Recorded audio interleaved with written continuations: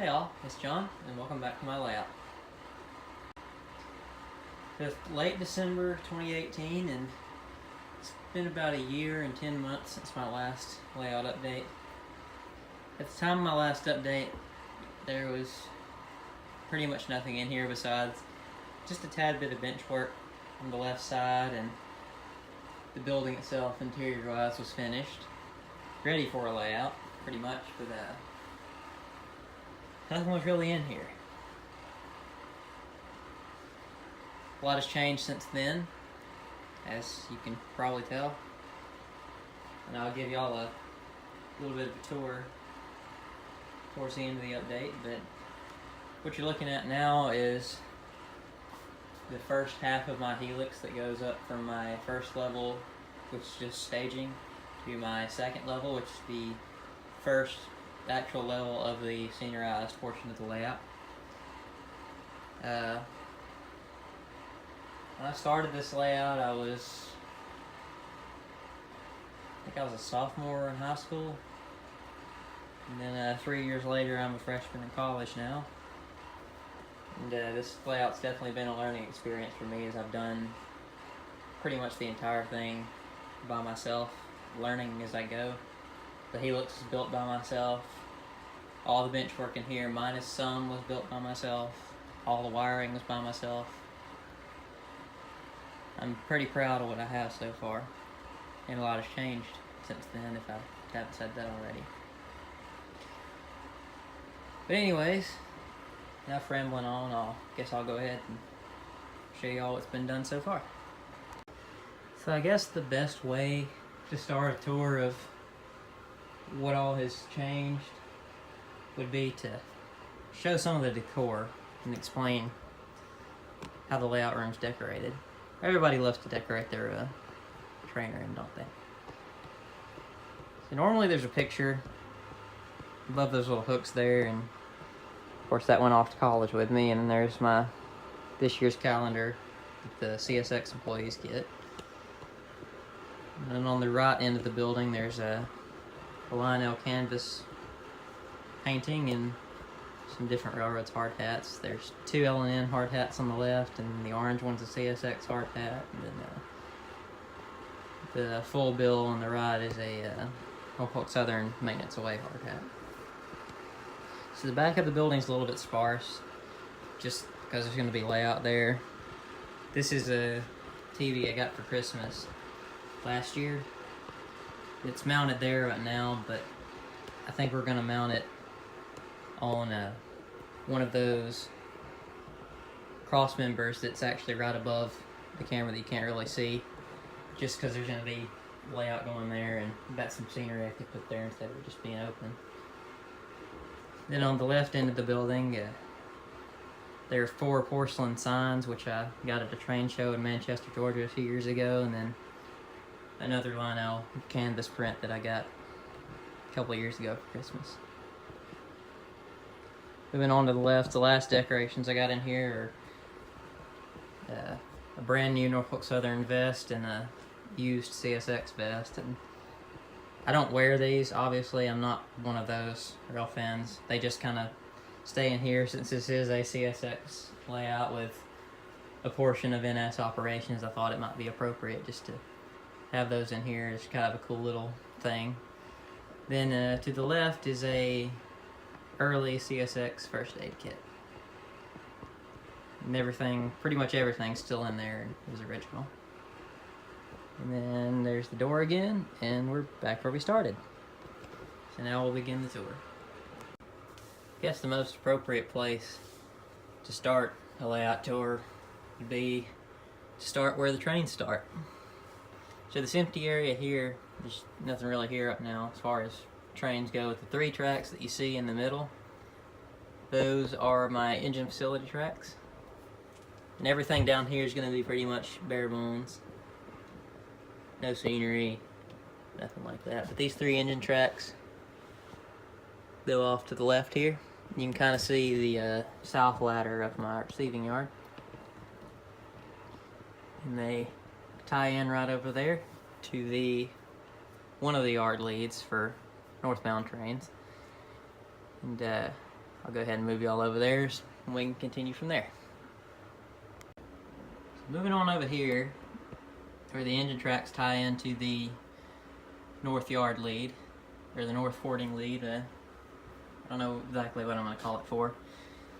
The track, the yard lead continues, and as you can see, my 4-track receiving yard right here continues as well. And this big open space that you see, the no track, I'm thinking about adding one just separate track in there, just for simply storing locomotives. CSX has been storing a lot of locomotives over the past years, part of the precision railroading, precision scheduled railroading implement, whatever the heck you want to call it. And I've got a bunch of excess EMDs that I probably won't run too often anyway, so what way to make a CSX layout even more appropriate with times than to have a place to store excess locomotives. So turning the camera this way a little bit, you can see my little work train that I use for laying track.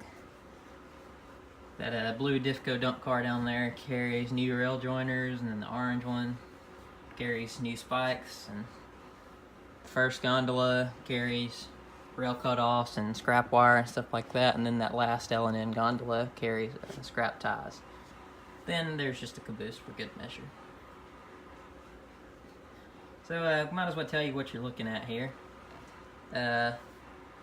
The track that you see just in front of the orange, just behind the orange rubber bands, that is the north yard lead again. The track behind that is the lead for the car shop and the caboose track.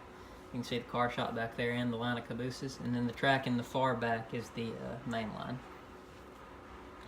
Also, the track that you see in the foreground right here, well, I can't really show you, but right here, this is the main line as well.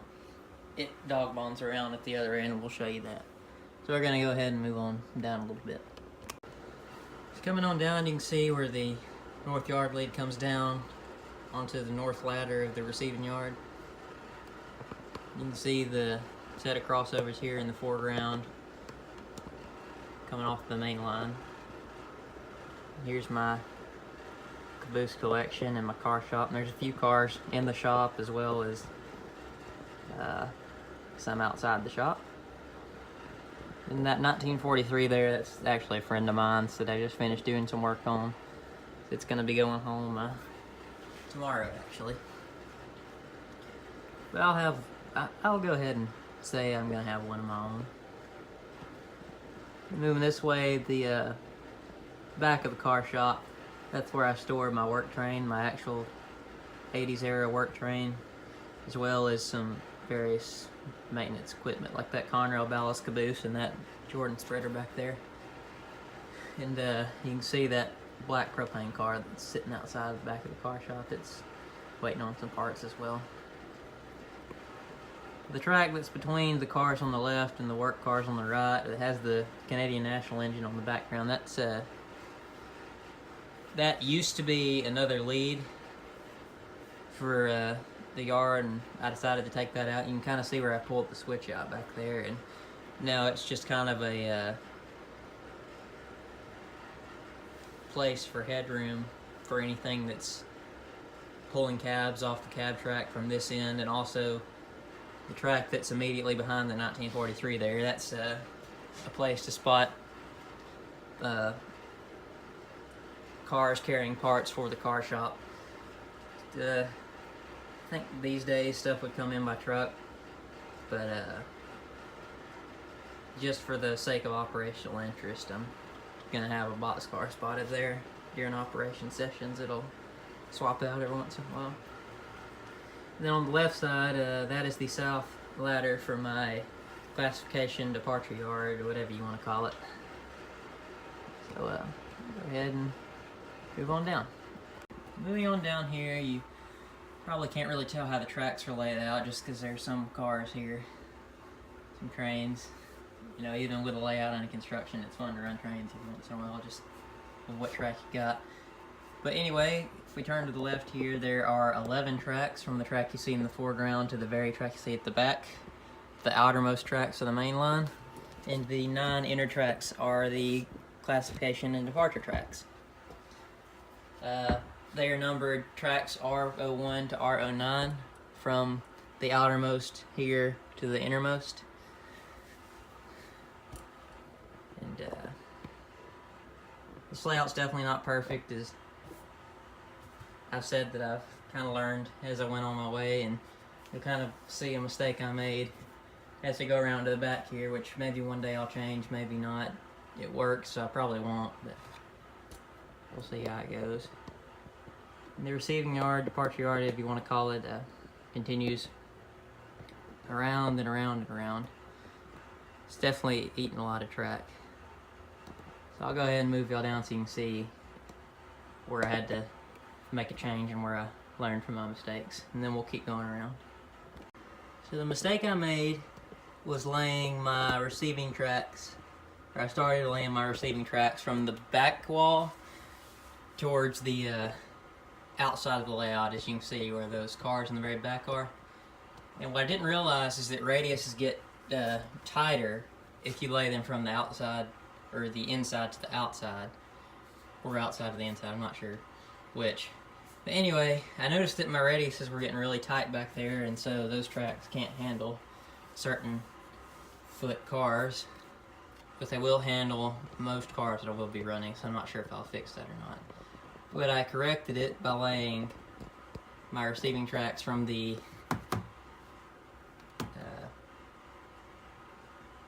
I think I would consider this the inside to the outside, and that made my radiuses more broader as I laid them from inside to outside, so each one gets a little bit wider. So what you see here is the main line right here on the inside, tracks R1 through R7, I think, or R6. And then as we go around a little bit, you can kind of see where everything kind of starts to turn around.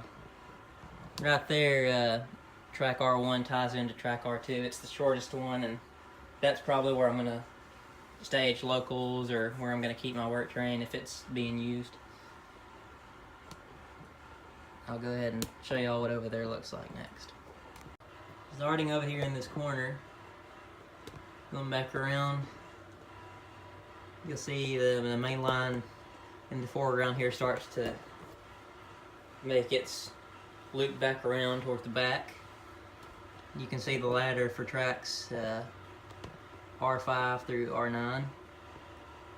And then the three longest tracks in my departure yard are tracks R2 to R4. And they go all the way around with the main line. Loop around, and they tie in right here with these curved turnouts.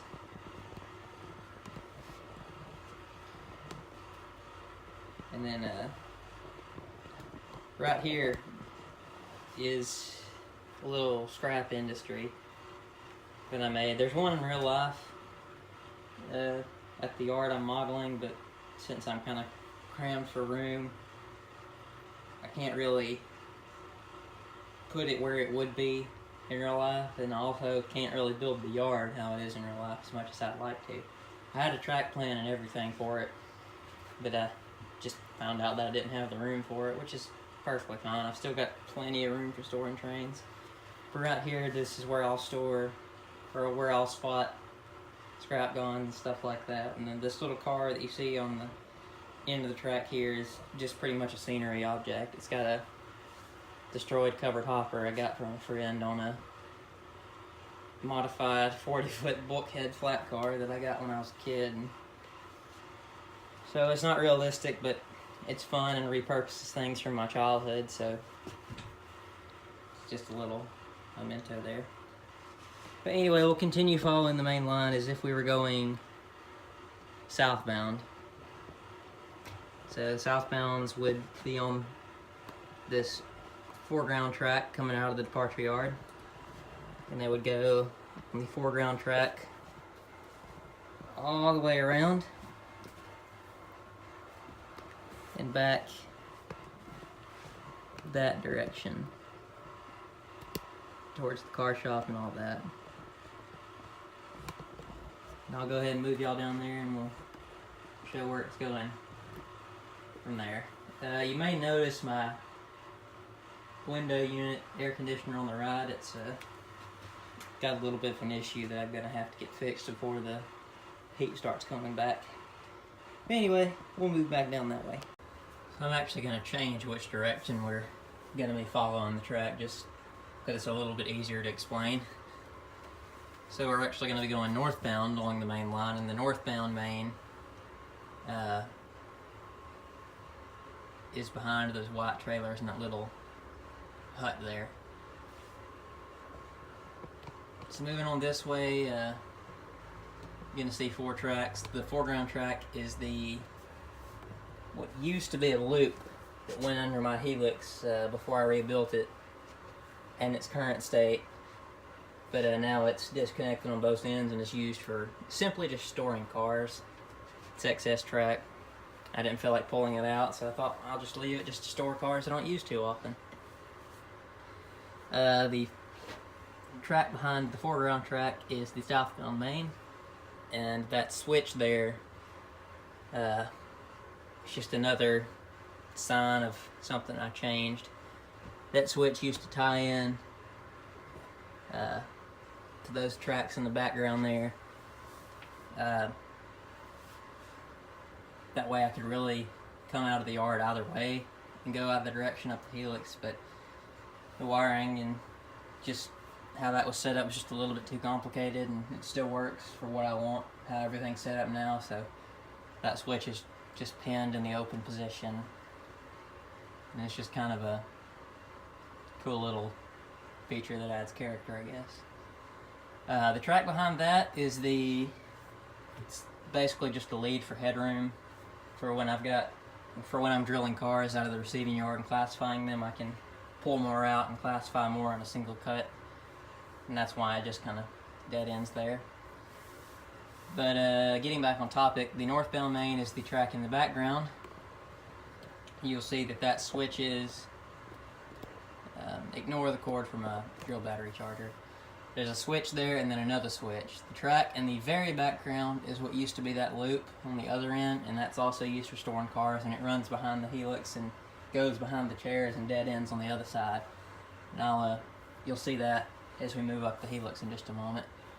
And the second switch is the northbound main. If you go straight on that switch, and if you diverge on that switch and go on the other track, that is a siding just for storing trains that are waiting to come into the yard, or it's really just another place to park trains, because Helix is a really good place for parking long trains. And that's going to represent Nyota siding on the S&NA North. It's the first siding north out of Birmingham. So we're going to go ahead and move up what's built to the Helix, and we'll see you on the second level. So moving on up the Helix, this track right here is the northbound main, this is the siding, and this is the southbound main, and then this track at the bottom is that little storage track that I was talking about, which dead ends just below you here. This top level of the Helix that doesn't have any track on it yet, that's going to be tracks that are going up to the third level, but as I'm trying to finish the benchmarking track for my second level first, it's pretty much as far as it's going to go for now. But the Helix up to the second level is complete. And if you look through the Helix, you can see that track turn off to the left. That is the northbound main, which is going to go around the second level. And then behind that, I don't know if you can see it, and I'll show you it in just a few seconds. That's the southbound main there. Technically, it's the southbound main, but it's also the northbound main. It's the single main. And trains that will be going away from you in the shot, going towards the left there, will come back, still be going north up the Helix even more, where that drill charger is in the very background under that blue piece of masking tape. That's the track that I'm talking about that comes back up in the Helix. And I realize that I've done a horrible job explaining this so far, and that's just because I'm still trying to learn it myself, just because the track just goes literally everywhere. But I'll try to get better as more updates come along. Like I said, it's been a little bit since I've done one, so still learning. But anyway, we'll move on around. So on this side of the again, this is the northbound main. Then you can see the siding and southbound main right here, and they dead end for now. But they'll continue going around where that drill charger is, and then the northbound main will tie back into the helix back there, and you can kind of see that there. But going off onto where the scenery will start, the track switches from code 100 to code 83, and all the areas of track that'll be seen and will have scenery on them, excluding the staging yard and the helix, will be code 83, and everything else, hidden track, anything like that, will be code 100 just because it's cheaper and it's a little more reliable. So there's less likely to be any derailments. It's going on. The northbound main starts its slight grade. It starts climbing just a little bit. There's going to be a backdrop kind of along that curve that's going to hide the returning main until it's high enough to where scenery can hide it and stuff can still clear underneath it. I'm still kind of on the fence about just redoing that completely and just having one track on this helix and having a helix on the other side going from levels 2 to 3. Yes, it doubles my mainline run, but it also just kind of makes scenery a pain in the butt. I don't know if I like that idea anymore, so there may be some changes, there may not be, but this is it as of now. So moving on to the left here, you can kind of see where the bench work splits. What's cool about this is on each window on the end where my air conditioner is, I've put the bench work on door slides. That way it can be removed. I can get it out here. There we go. That way the bench work can be removed to access the air conditioner for any repair, maintenance, as you've already seen needs to happen already. I've still got to adjust this one to where it'll fit better. I've still got to take off some material from the back just so it'll be flush. This will all be clean and smooth with fascia eventually, and I'm going to have like some little locks on the bottom to hold it in place so the track still lines up, and there's going to be banana connectors for the bus underneath. That way I can unplug it and remove it, because these sections of bench work, I'll show you the other side when we get down there.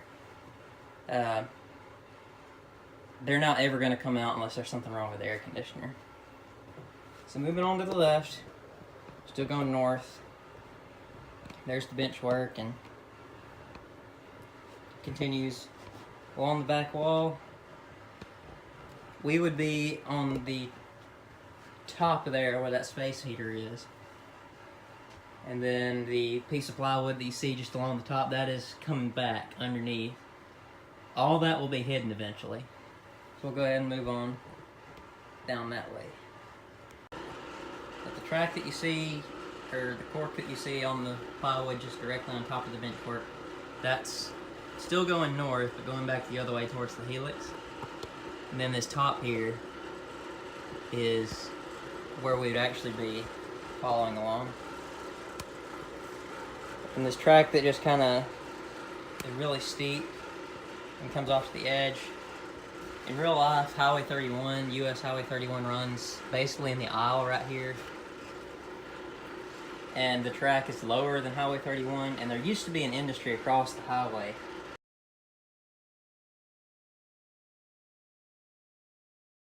It's abandoned now, but they still use the track for it, just for storing maintenance equipment and stuff like that.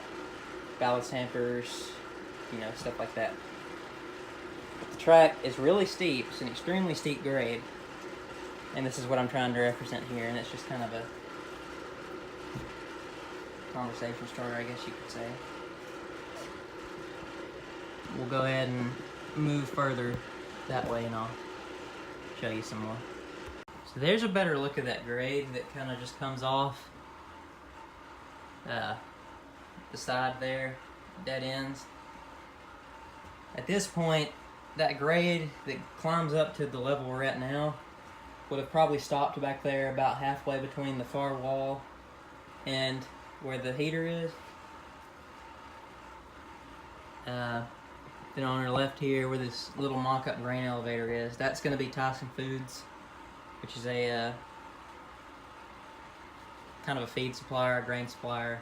for Tyson Foods. It's in Huntsville, Alabama.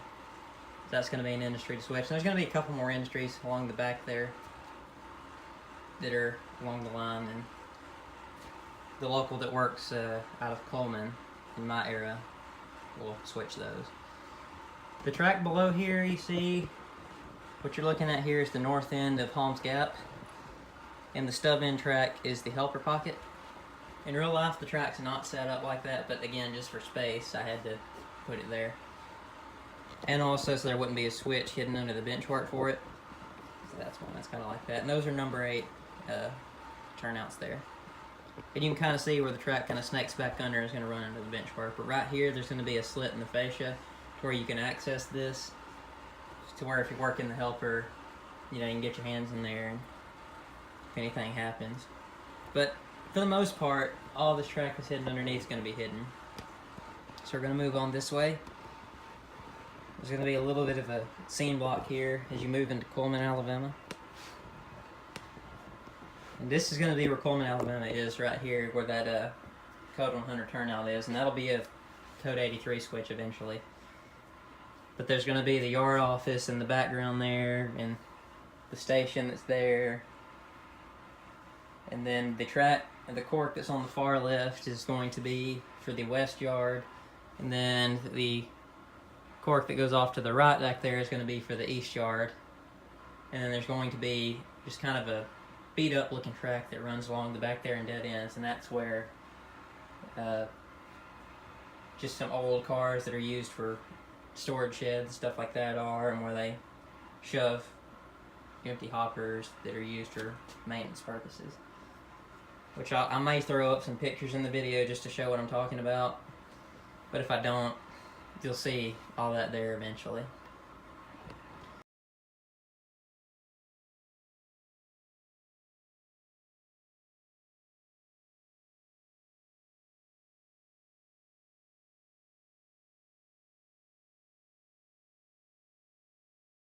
And if you move on to the left here, that is as far as I've gotten my sub-road bed done. It still goes a little bit for the returning main, and there's the other section that slides out. And eventually there will be an air conditioner that just cools in that window once I get the money, because this layout has definitely been a dent in the wallet. But I'll go ahead and show y'all what I've got done on this end so far, and we'll go ahead and wrap this update up. So moving on here, this section of sub-road bed that's on the risers is not done yet, obviously. But what you see underneath there as far as track, that is track 1 and track 2 of Holmes Gap. Holmes Gap is technically classified as double track, even though it's really a super siding. It runs for about 5 miles, I think. And they classify it as double track, but for me it's just going to be a siding. So you can kind of see how the cork's laid out here for the section, and there's a little bit of a divot there because this is the first one I built a few months ago, so it's not perfect, but it's better than the other side, and you can kind of see where it slides out. And I'm not sure exactly what they're called, but the locks I'm going to use are like the slide locks that you would see on a bathroom stall or something like that, and they'll go underneath just to keep everything in place. And I'm going to use these 9-inch sections of straight track, and this will be Code 100 just because it'll be hidden. That way I'll have a solid piece of track to bridge that gap there. And there'll be a little bit of a bump there. It won't be perfectly level, but it shouldn't hinder the operation of the trains. I'm going to sand that cork down flush, and it should just be like a little bit of bump, because there is not a piece of railroad in this entire world that's perfectly flat. Then moving on to the left, that is where the sub-road bed stops. And then for now, that's where the bench work stops. Next on my list is to build the bench work for this side above the bottom there, and then start running the bus for the second level, and buy some more track, get some more sub-road bed done, and if I haven't said that already, and just continue cracking along with this layout. But I hope you enjoyed seeing the progress that I've done so far. I'm not sure when my next update will be, because I live where I go to college is about an hour and a half away from here, so I don't get to come home a lot. But when I do, I'll try to make little updates here and there and try to do better than I've done lately. As in, I'll try to do a update more than every almost 2 years. Anyway, guys, I'm John, and I'll see y'all next time. So a cool little feature that I didn't know until I finished filming the rest of this video that I forgot to mention was that the tracks for the engine facility are powered. Well, obviously they're powered, but the tracks can be cut off. The power can be cut off using these 3 light switches here. And they're just basic push switches. And then underneath there, that's my DCC system. Each level is going to be on its own booster. The booster in the middle is a Digitrax DCS 200 8-amp command station. The one on the right is a DB200 Plus 8-amp booster, and the one on the left is my original booster, which is a 5-amp DB150, and that's what's going to be running the 3rd level. On the left, that big white box is the PS 2012 20-amp power supply, and then the small little black brick above that, I don't know if you can see it, that's the PS 515 powering the DB150, and the other 2 boosters are powered off the PS 2012. And that little white thing that's screwed on to the stand I built with a flashing green light by the surge protector is the new Digitrax LNY Wi-Fi module. And then the obviously that little white surge protector power strip powers everything. And the power comes from that plug that you can see right there. Anyway, just thought I'd show you some little behind the scenes stuff underneath the layout. Anyway, guys, I'll see y'all next time.